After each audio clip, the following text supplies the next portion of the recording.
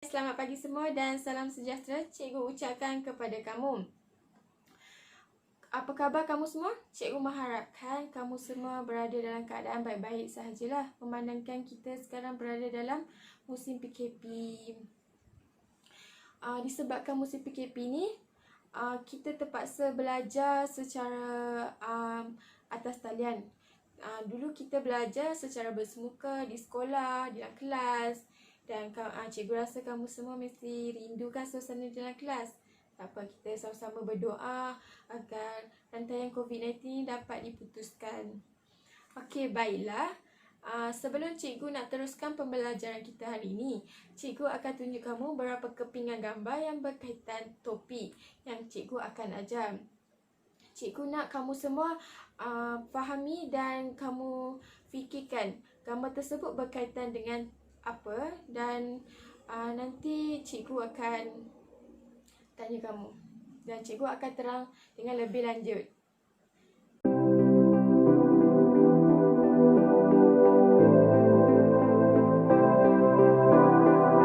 Baiklah, kamu semua boleh buka buku teks muka surat 146. Kita iaitu hidup beradab cerminan diri. Okay, sebelum cikgu memulakan pembelajaran kita pada ini, cikgu nak terangkan sedikit hasil pembelajaran kita. Terdapat tiga hasil pembelajaran kita, iaitu penakluan moral, emosi moral dan perlakuan moral. Di mana penakluan moral ni, pelajar boleh menakul adab di dalam setiap majlis yang dihadiri dan pelajar dapat membanding beza adab dalam majlis rasmi dan majlis tidak rasmi.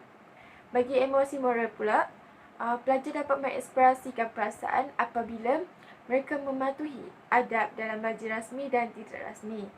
Yang terakhir, perlakuan moral di mana pelajar dapat merealisasikan dan mengamalkan perilaku beradab dalam kehidupan seharian mereka. Okey, ini merupakan definisi beradab. Okey, beradab.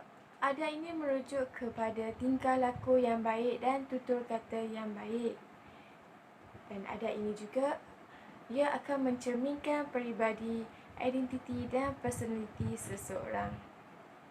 Adab seperti contoh beradab ni seperti kita berpakaian yang sopan, makan dengan tertib, bercakap dengan sopan santun. Dan semua adab ni kita perlu jaga, dan tak kira lah kita menghadiri sesebuah majlis, di mana majlis rasmi ataupun majlis tidak rasmi. Bagi cikgu, tak semestinya kita perlu beradab di dalam majlis. Di mana-mana kita berada pun kita perlu menjaga adab, kerana adab tu telah mencerminkan diri kita. Ke perhimpunan sekolah pada setiap hari Isnin, kamu semua mesti kan pernah hadiri majlis rasmi. Pernah ke ada yang ponteng? Cikgu tahu kamu semua mesti tak pernah ponteng kan? Semua pelajar yang berbaik. Okey, yang seterusnya, hari gradasi. Pernah tak pergi tengok abang ke, sepupu ke, sanak saudara yang telah bergradasi, yang telah habis belajar di universiti? Kalau kamu pernah pergi, kamu tengok mereka semua, cara pakaian mereka semua yang elok-elok, semua yang menutup aurat, yang sopan. Betul? Okey, seterusnya di hari anugerah kecemerlangan. Yang ni cikgu rasa kamu semua pun pernah hadiri kan majlis anugerah kecemerlangan. Sebab cikgu rasa kamu semua ni pelajar yang baik-baik, yang pandai-pandai. Mesti kamu semua pernah naik pentas untuk ambil anugerah kan? Majlis Pertabalan yang merupakan salah satu majlis rasmi yang perlu menjaga tata cara dan mempunyai protokol. Kamu semua pernah tengok kan majlis pertabalan ni dekat TV? Ke kamu semua pernah pergi istana tengok? Okey, yang kamu masih ingat bila tarikh pertabalan raja kita yang ke-16 ni? Okey, cikgu rasa kamu semua masih ingat kan, iaitu pada tanggal 30 Julai 2019, raja kita yang ke-16 iaitu Sultan Abdullah Al-Riyatuddin Al-Muzaffar Billah Shah. telah ditabarkan pada tarikh tersebut. Kamu dapat lihat tata cara di majlis tersebut macam mana. Cara masuk istana, cara pemakaian mereka. Kita kalau nak pergi istana kenalah pakai pakaian yang mengikut protokol. Dan janganlah kamu nak pergi sana tu pakai t-shirt, lepas tu kasut slipper. Tu tak menunjukkan tata cara yang betul dan tak menunjukkan perlakuan yang betul lah. Dia tidak beradab. Seterusnya adalah majlis tidak rasmi. Majlis tidak rasmi ni suasana dia agak santai dan tata cara yang disusun oleh pihak penganjur ni ia tidak terlalu ketat seperti majlis rasmi. Kerana majlis tidak rasmi ni kita boleh berpakaian ikut kehendak kita. Lepas tu kita hendak pergi majlis tersebut pada bila-bila masa saja. Lepas tu walau bagaimanapun kita pergi majlis tersebut, kita kena menjaga adab. Contoh majlis tidak rasmi adalah majlis kenduri kendara, lepas tu majlis hari jadi, lepas tu hari sukan dan lain-lain. Majlis tersebut tidak ada hadkan tata cara ataupun protokol lah, kerana ia adalah majlis santai saja. Kamu semua pernah pergi kan majlis hari jadi, kenduri kendara? So kamu bolehlah dapat bezakan kan majlis rasmi dan tak rasmi. Okay, cikgu nak teruskan dengan pergi dalam pukul 1 ke, dalam pukul 2 ke, 3 ke, 4 ke, ikut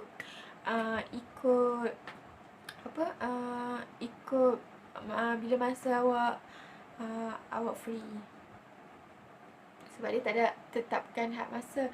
Janganlah pula kamu pergi tengah malam ke ataupun pagi-pagi yang belum masak lagi kan. Yang tu tak elok lah kalau kamu nak pergi waktu tu. Nanti kamulah kena tolong masak.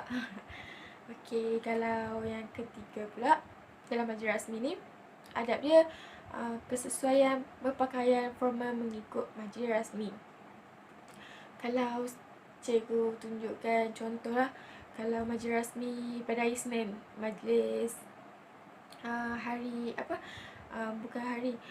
majlis perhimpunan pagi kan, hari Senin, kamu semua kena wajib pakai baju sekolah putih tu. Jangan pakai baju PJ ke, baju kurikulum ke. Macam tu lah kalau berpakaian formal. Kalau kamu pergi majlis lain pun macam tu juga. Okey, kalau adab yang khususnya dalam majlis rasmi, pakaian sopan dan tidak menjolok mata. Jadi kalau kamu pergi ke kenduri kendara, pernah tak kamu pakai baju macam kamu pergi pantai ke, kamu pergi berkelah dengan family ke, dengan kawan-kawan ke, ataupun pergi shopping mall? Tak pernah kan? Mesti kamu pakai baju. Jika orang India, kamu mesti pakai baju Punjabi kan, ataupun baju kemeja lah. Kalau bagi orang Cina,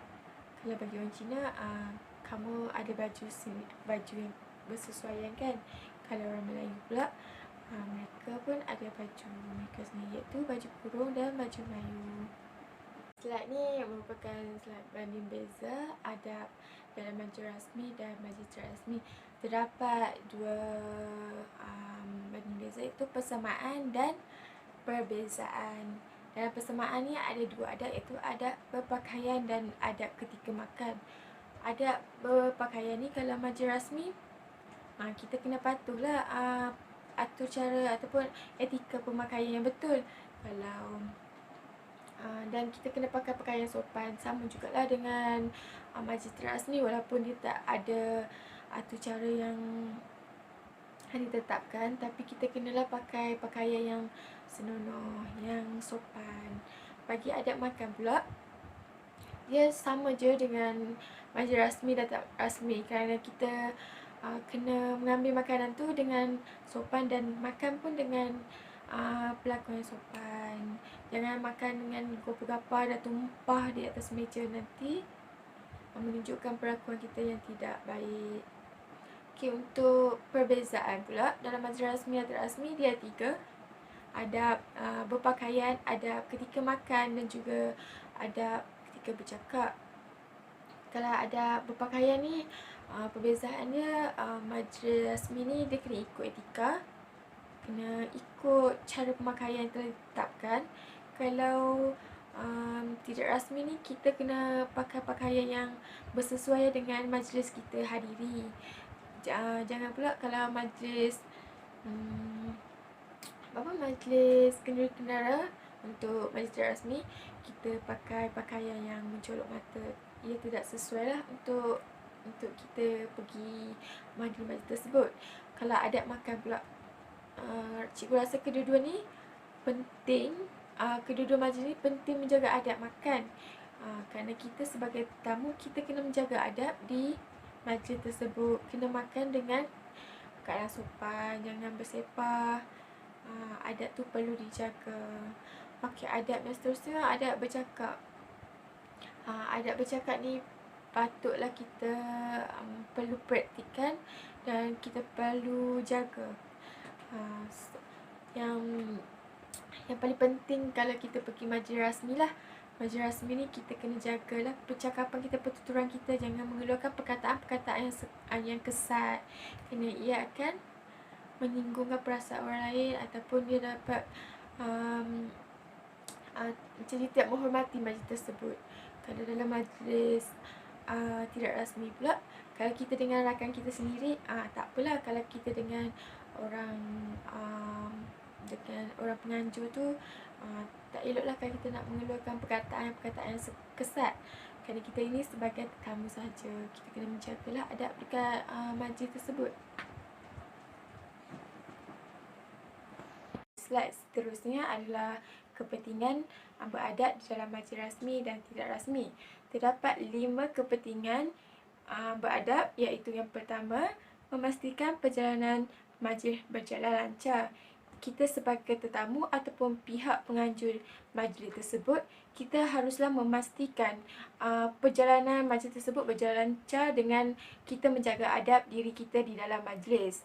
Seterusnya adalah mewujudkan keakraban dan kemesraan di dalam kalangan tetamu ketika kita menghadiri sesebuah majlis. Tidak kiralah majlis rasmi ataupun majlis tidak rasmi. Terutamanya kalau kita menghadiri majlis perkahwinan, kita akan berjumpa dengan ramai tetamu, dengan sanak saudara. Jadi di situ kita haruslah menunjukkan perwatakan yang mesra, supaya orang di sekeliling kita tidak memandang kita ni sebagai seorang yang sombong.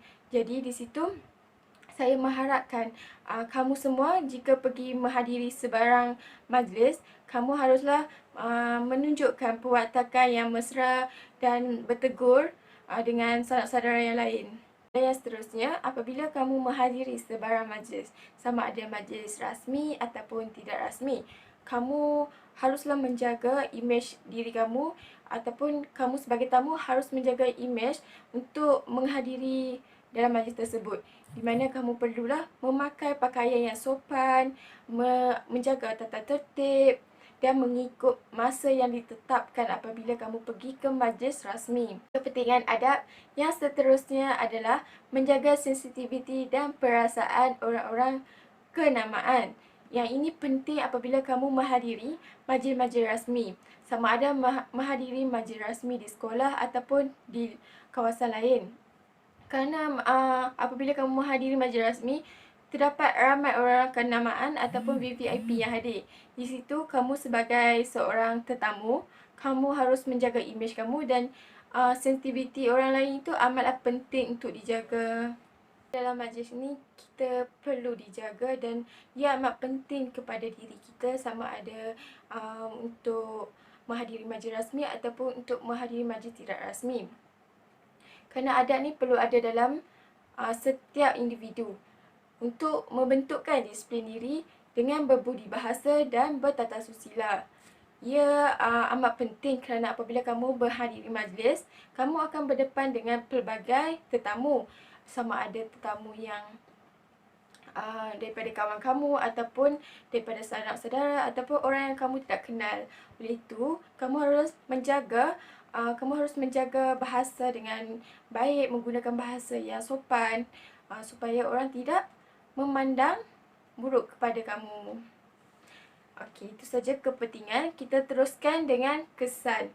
Seterusnya, kesan pengabaian adab di dalam majlis rasmi ataupun tidak rasmi.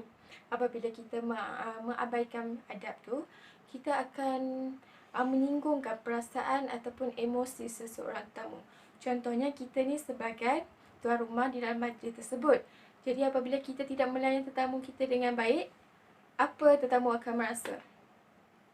Mesti dia rasa diabaikan, dia rasa macam tetamu tak hargai kedatangan dia. Okey, di situ kita perlulah menjaga adab. Seterusnya adalah dia akan menjejaskan nama baik dan kehormatan diri apabila kamu sebagai tuan rumah di dalam majlis tersebut, kamu tidak memberi layanan yang baik apabila tetamu yang hadir dan ia akan memberi tidak selesa kepada tetamu. Jadi, kamu sebagai tuan rumah juga, kamu perlu mempunyai adab-adab di dalam majlis. Kerana adab ni akan menunjukkan diri kita ni siapa, akan menunjukkan diri kita ni orang-orang yang baik apabila kita menjaga adab-adab tersebut. Okey, kesan pengabaian adab di dalam majlis yang seterusnya adalah mengganggu dan merosakkan kelancaran majlis apabila kita tidak menjaga adab. Kita sebagai seorang tetamu ataupun kita sebagai tuan rumah, kita perlulah menjaga adab ataupun kita sebagai seorang tetamu ni, kita pergi menghadiri majlis tersebut, kita kena menghormati tuan rumah, kita kena jaga bahasa, bersopan santun, jangan membuat masalah di sesebuah majlis tersebut kerana ia akan merosakkan majlis. Okey, kesan yang seterusnya, apabila kita sebagai seorang tamu ataupun sebagai seorang tuan rumah, kita mengabaikan adab-adab ni, apa akan jadi? Kita akan dipulau dan dipandang rendah oleh masyarakat kerana kita sebagai seorang manusia, kita perlu menitik beratkan adab-adab ketika kita keluar menghadiri majlis ataupun kamu pergi majlis rasmi ataupun majlis tidak rasmi, adab tu perlu dijaga. Untuk aktiviti, saya menyediakan 2 aktiviti di mana aktiviti pertama saya meminta pelajar untuk mendemonstrasikan adab di dalam majlis rasmi dan tidak rasmi. Manakala aktiviti kedua pula, saya meminta pelajar untuk mencari maklumat berkaitan dengan adab di dalam majlis rasmi dan tak rasmi dan mereka perlu mengemailkan maklumat yang mereka perolehi kepada saya. Seterusnya, penilaian, saya akan menggunakan aplikasi Kahoot sebagai aplikasi untuk menilai kefahaman pelajar tentang topik yang dipelajari mereka pada hari ini. Kesimpulannya, adab yang diamalkan dalam majlis rasmi ataupun tidak rasmi akan mencerminkan perwatakan seseorang individu. Semua tetamu akan merasa happy apabila majlis yang mereka hadiri itu berjalan dengan lancar dan sempurna. Terdapat beberapa nilai yang boleh kita contohi, iaitu nilai hormat yang perlu kita amalkan ketika kita menghadiri majlis, sesuatu majlis, sama ada majlis rasmi ataupun majlis tidak rasmi. Seterusnya, nilai kerajinan dan kesederhanaan yang kita perlu amalkan untuk memberikan keselesaan kepada semua para tetamu dan juga diri kita sendiri. Dan yang terakhir adalah nilai hemah tinggi yang juga kita perlu amalkan supaya pelaksanaan sesuatu majlis yang kita hadiri itu dapat berjalan dengan sempurna tanpa sebarang gangguan. Itu saja pembelajaran kita pada hari ini. Sekian, terima kasih.